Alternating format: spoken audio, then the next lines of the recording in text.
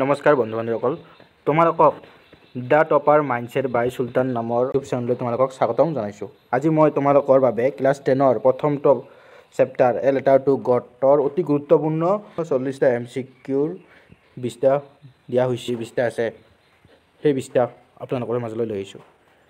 আৰু মই যিবোৰ কুৱেশ্যন দি আছোঁ আপোনালোকক এইবোৰ কুৱেশ্যন 100% আপোনালোকৰ পৰীক্ষাত কমন পৰিব। গতিকে ভিডিঅ'বোৰ ভালকৈ চাব আৰু তোমালোকে নোট ডাউন কৰিবলৈ চেষ্টা কৰিব, অৰ্থাৎ ভালদৰে লিখি ল'ব আৰু সেইবোৰ ৰিভাইজ কৰিব। পলা এতিয়া আমি কুৱেশ্যন লৈ যাওঁ। হোৱাট ইজ দ্য অভাৰঅল টোন of the story?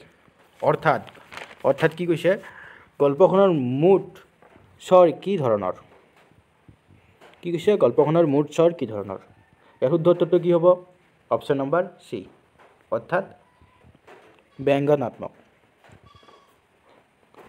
Question number 22 দিয়া আছে, লেন্সছ ফেইথ ইন গড প্ৰাইমাৰীলি চিম্বলাইজ, অৰ্থাৎ লেন্সৰ ঈশ্বৰত বিশ্বাসে প্ৰধানকৈ কি প্ৰতিনিধিত্ব কৰে? কুৱেশ্যন সেইটো সুধিছে। ইয়াৰ শুদ্ধ উত্তৰটো হ'ব কি প্ৰতিনিধিত্ব কৰে? হপ, অৰ্থাৎ আশা প্ৰতিনিধিত্ব কৰে।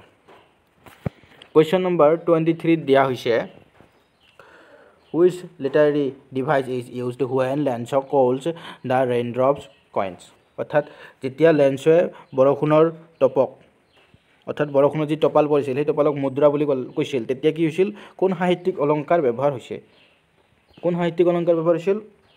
ইয়াৰ শুদ্ধ উত্তৰটো হ'ব অপশ্যন নম্বৰ বি, অৰ্থাৎ মেটাফৰ। মেটাফৰ মানে কি? উৎপ্ৰেক্ষা। মেটাফৰ মানে কি? উৎপ্ৰেক্ষা। বলক নেক্সট কুৱেশ্যন লৈ যাওঁ। 24 নম্বৰ কুৱেশ্যনটো দিয়া আছে, how did the villagers react when the storm ended? 24 number কুৱেশ্যনটোত কি কৈছে, ধুমুহা শেষ হোৱাৰ পাছত গাঁওবাসীৰ প্ৰতিক্ৰিয়া কেনেকুৱা আছিল তাৰ বিষয়ে কৈছে। গাঁওবাসীৰ প্ৰতিক্ৰিয়া কেনেকুৱা আছিল? সিহঁত কি আছিল? সিহঁত কি আনন্দ কৰি আছিল? শুদ্ধ উত্তৰটো হ'ব অপশ্যন নম্বৰ চি, সিহঁত আনন্দ কৰি আছিল। কোনে আনন্দ কৰি আছিল? গাঁওবাসীসকলে।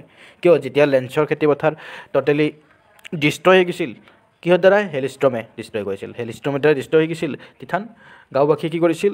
আনন্দ অনুভৱ কৰিছিল। কুৱেশ্যন নম্বৰ 25 দিয়া আছে, in the story the post office symbolise, অৰ্থাৎ এই গল্পত ডাকঘৰে কি প্ৰতিনিধিত্ব কৰে? ডাকঘৰে কি প্ৰতিনিধিত্ব কৰে? হিউমেন কম্পেশ্যন। হিউমেন কম্পেশ্যন মানে মানুহৰ দয়া প্ৰতিনিধিত্ব কৰে। 26 নম্বৰ কুৱেশ্যনত দিয়া আছে, what lesson does a letter to God primarily convey, অৰ্থাৎ কি? অৰ্থাৎ দিয়া হৈছে কি, এ লেটাৰ টু গড গল্পখনে মূলতঃ কি শিক্ষাৰ কথা কয়? ইয়াৰ শুদ্ধ নম্বৰটো হ'ব option number B, faith transcends scepticism. বুজি পাইছে ন? Option number B, faith transcends scepticism, অৰ্থাৎ বিশ্বাসে সন্দেহৰ পাৰ কৰি উঠে। এনচাৰটো কি হ'ব? বিশ্বাসে সন্দেহক পাৰ কৰি উঠে। অলপ নেক্সট কুৱেশ্যন লওঁ। নেক্সট কুৱেশ্যনটো দিয়া আছে, 27 নম্বৰ কুৱেশ্যনটো দিয়া আছে, what did lens use to right his letter, অৰ্থাৎ কি কৈছে, লেন্সে চিঠিখন লিখিবলৈ কি ব্যৱহাৰ কৰিছিল? লেন্সে চিঠিখন লিখাৰ কাৰণে কি ব্যৱহাৰ কৰিছিল আমি সকলোৱে জানো। কি হ'ব? Option number B, pencil. লেন্সে চিঠিখন কিহেৰে লিখিছিল? পেঞ্চিলে লিখিছিল। কুৱেশ্যন নম্বৰ 28 দিয়া আছে, হু চিক্ৰেটলি ক্ৰিটিচাইজ দ্য পষ্টমাষ্টাৰ্ছ একশ্যন, অৰ্থাৎ কি কৈছে, গোপনে কোনে ডাক মাষ্টৰৰ কাৰ্য সমালোচনা কৰিছিল? ইয়াৰ শুদ্ধ উত্তৰটো কি হ'ব? অপশ্যন নম্বৰ ডি, ন' ওৱান এভৰি ওৱান এডমায়াৰ্ড হিম। এডমায়াৰ্ড মানে কি? প্ৰশংসা কৰিছিল। এডমায়াৰ মানে প্ৰশংসা কৰা, এডমায়াৰ্ড মানে প্ৰশংসা কৰিছিল, পাষ্ট টেন্সত যিহেতু আছে। ইয়াৰ শুদ্ধ উত্তৰটো হ'ব কি? অপশ্যন নম্বৰ ডি, ন' ওৱান মানে কোনেও নহয়। ন' ওৱান মানে কোনেও নহয়। এভৰি ওৱান এডমায়াৰ্ড হিম মানে সকলোৱে তেওঁক প্ৰশংসা কৰিছিল। কুৱেশ্যনটো দিয়া আছে 29 নম্বৰ কুৱেশ্যন,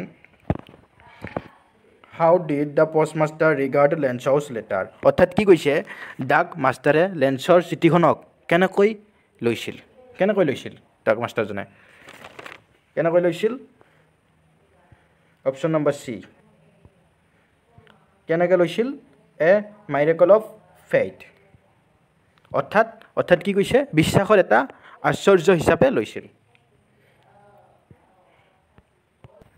30 নম্বৰ কুৱেশ্যনটো দিয়া আছে, at what time off day did lens right his letter to god, অৰ্থাৎ কি কৈছে, প্ৰশ্নটোত কি কৈছে লেঞ্চয়ে ঈশ্বৰলৈ চিঠিখন দিনটোৰ কোন সময়ত লিখিছিল অৰ্থাৎ লেঞ্চয়ে যে ভগৱানলৈ যিখন চিঠি লিখিছিল সেইখন চিঠি যিদিনাখন লিখিছিল সেইদিনাখন আছিল বাৰটো ৰবিবাৰ আৰু সেই যিবাৰে লিখিছিল সেই বাৰে কোনটো সময়ত লিখিছিল দিনৰ দুপৰীয়া সময়ত অৰ্থাৎ শুদ্ধ উত্তৰটো হ'ব কি নুন অৰ্থাৎ দুপৰীয়া সময়ত লিখিছিল কুৱেশ্যন নম্বৰ 31ত আছে কুৱেশ্যন নম্বৰ 31ত কি কৈছে how many pesos did each post office employee contribute অৰ্থাৎ কি কৈছে প্ৰতিজন ডাকঘৰ কৰ্মচাৰীয়ে কিমান পেছো লেটিন আফ্ৰিকা দেশত পোৱা এক ধৰণৰ কাৰেঞ্চি মানেতো জানাই টকা কুৱেশ্যনটোত কি কৈছে ভালকৈ মনোযোগ দি শুনিব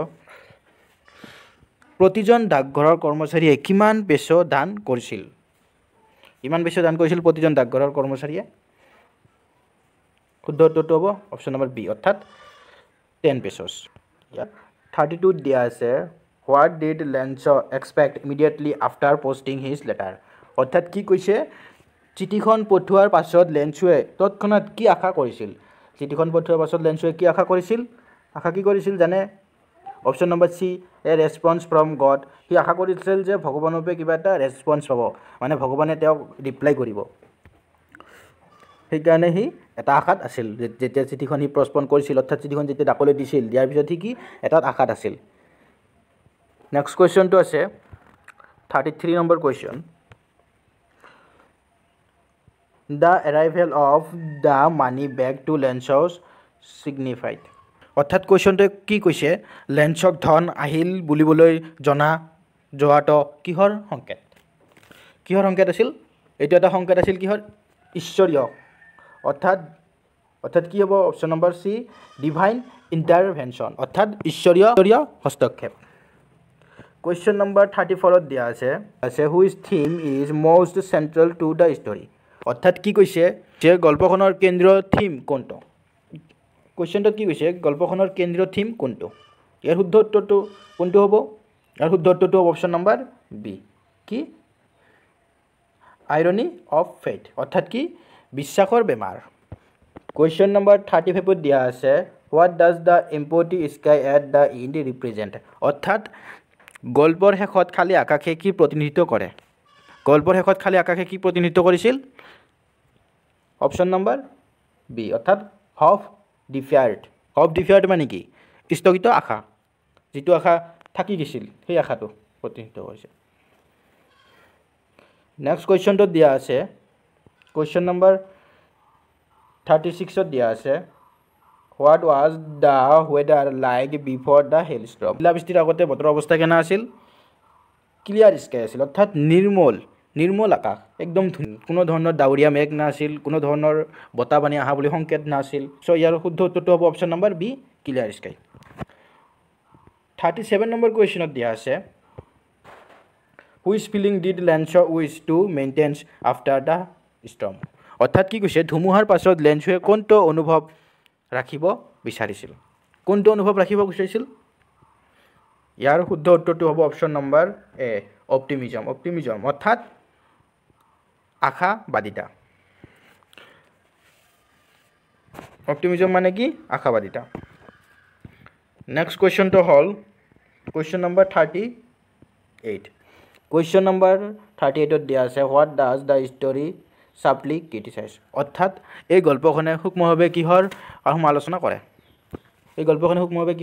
কৰে অপশ্যন নম্বৰ কি হ'ব নম্বৰ বি বিউৰ'ক্ৰেটিক স্কেপটিজম মানে অৰ্থাৎ কি কৈছে চৰকাৰী সন্দেহবাদিতা বিউৰ'ক্ৰেটিক স্কেপটিজম মানে চৰকাৰী সন্দেহবাদিতা বলক নেক্সট কুৱেশ্যনলৈ যাওঁ নেক্সট কুৱেশ্যনটোত দিয়া আছে what did Lencho do while ৱেইটিং ফৰ গডছ ৰিপ্লাই অৰ্থাৎ কি কৈছে ঈশ্বৰৰ পৰা উত্তৰ আশা কৰি থাকোঁতে লেঞ্চয়ে কি কৰিছিল যেতিয়া লেঞ্চয়ে ঈশ্বৰৰ পৰা উত্তৰ ৰিপ্লাই পাব বুলি এটা আশা মনত ৰাখিছিল সেই আশা কৰি থকাৰ সময়ত লেঞ্চয়ে কি কৰিছিল প্ৰে ফেৰভেণ্টলি অৰ্থাৎ কি কৰিছিল গভীৰ প্ৰাৰ্থনা কৰিছিল প্ৰে মানে প্ৰাৰ্থনা কৰা নেক্সট কুৱেশ্যনটো হৈছে আৰু এইটোৱে হৈছে আপোনালোকৰ অন্তিমটো কুৱেশ্যন নেক্সট কুৱেশ্যনটো 40 নম্বৰ কুৱেশ্যনটো দিয়া আছে কুৱেশ্যন নম্বৰ 40 দিয়া আছে what role does irony play in the story অৰ্থাৎ কি কৈছে গল্পখনত বেমাৰে কি ভূমিকা পালন কৰে ইয়াৰ শুদ্ধ উত্তৰটো হ'ব option number C exposes human contradictions আপোনালোকৰ এইটো অন্তিম কুৱেশ্যন আছিল ইয়াৰ পিছত আমি নেলছন মেণ্ডেলাৰ নামৰ পাৰ্টৰ পৰা আমি কুৱেশ্যন এনচাৰ দিম